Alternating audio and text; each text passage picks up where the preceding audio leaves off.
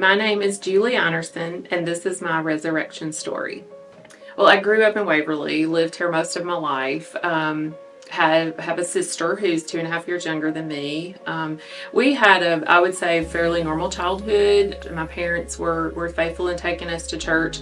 Our parents always taught us that God provides what we need. I was baptized as an infant, and then later in the Methodist Church went through confirmation class, and I was in the 4th grade.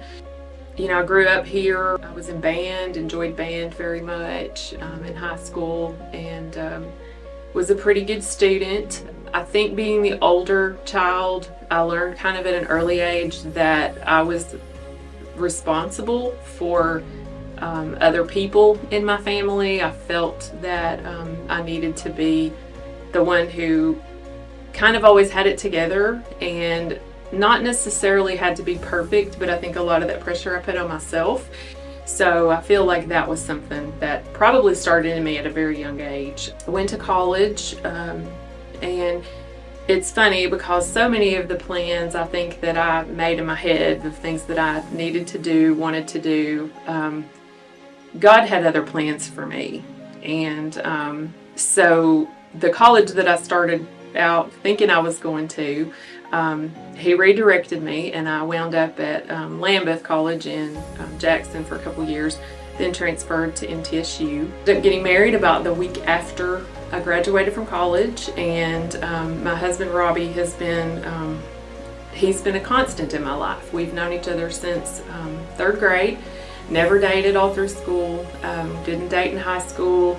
Went to college separate ways, dated different people, but then the Lord saw fit to bring us back together. I've been married for 26 years and have 2 children, Madeline and Knox, who are joys in our life. God blessed us with those 2 kids, and we love them so much.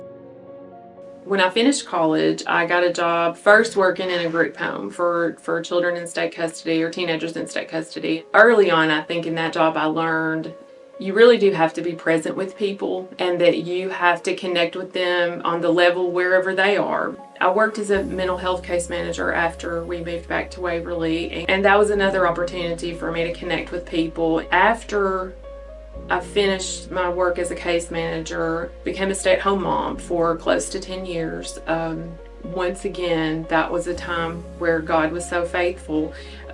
We lived off a teacher's salary, and we made it. We never did without anything that we needed. We didn't splurge, but God provided, and He was so faithful in that. And I would not take any of that time away that I was able to spend with my kids. Absolutely was a treasure in my life, and in their lives, I hope.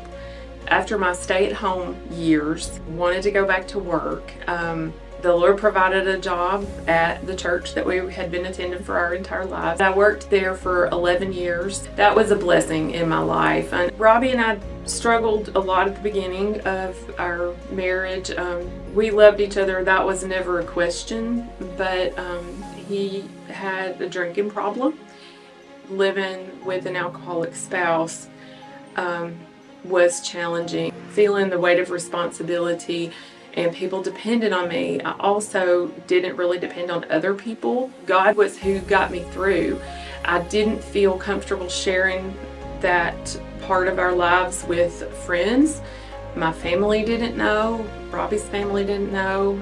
Thank God for His intervention in Robbie's life with the drinking in 2010. We had a scare where he came close to death, and at that point he never drank again. Looking back, I desperately wish that I had reached out to people going through that. I think God has shown me so many times that it's okay to depend on other people, that He wants us to live in community with each other. He wants us to depend on each other. Really got more deeper in my faith, I think, when my mom went through her cancer diagnosis. She was diagnosed in 2008 with breast cancer. That was stage 4 at that time. And I saw her tremendous faith throughout that journey. She persevered through despite all of the challenges that she was facing. She didn't complain. She was honest, but she did. She never questioned God's presence with her. There have been so many people that God has put in my life. My parents, first of all, but Miss Betty Haxton was one of my Sunday school teachers. Regina Williams, Jim Williams. Those folks were teachers that I had early on in Sunday school. And then I ended up being able to connect with them on an adult level. Betty was a co-teacher of mine when we taught Sunday school together there. I think my husband has also done that. My children, see how God has worked in Robbie's life. I see how he uses him at school to shine lights to others, and I see his work in the kids. I see how they've grown up and they trust him. We've been through difficult things as a family with illnesses and the flood. And I feel like my children know that God is present, he's faithful, and that he provides what we need, and he never leaves us. Well, today with Christ, I try to make intentional time every day for prayer and devotion time. I've enjoyed being able to learn more about God's Word, and I appreciate all of the opportunities that we have here at church to learn and to learn from different people. We've really been connected to WCN for a long time, since Madeline, our daughter, was young. She came to VBS for lots of years. She was friends with many of the kids who went here. She did Bible quizzing with the church and have been on the Helping Hands board since I think 2009. So many of the people on the board are from WCN, so I had those connections as well. In the church that we had been in our whole lives, actually found Pastor Darren's book Shift one day in the library, just lying in there, and I thought, well, I'm gonna pick that up because I know who he is. So I took the book and read it. Robbie read it. It was a powerful book for us. We just felt the Lord's leading. We felt him calling us to something different. So we started attending in July of 2021. We knew that we were at the right place. And right after the flood, there were people from this church that showed up at our house. I didn't know they were coming. They were there, and that meant so much. I feel that the work that I do here is a ministry.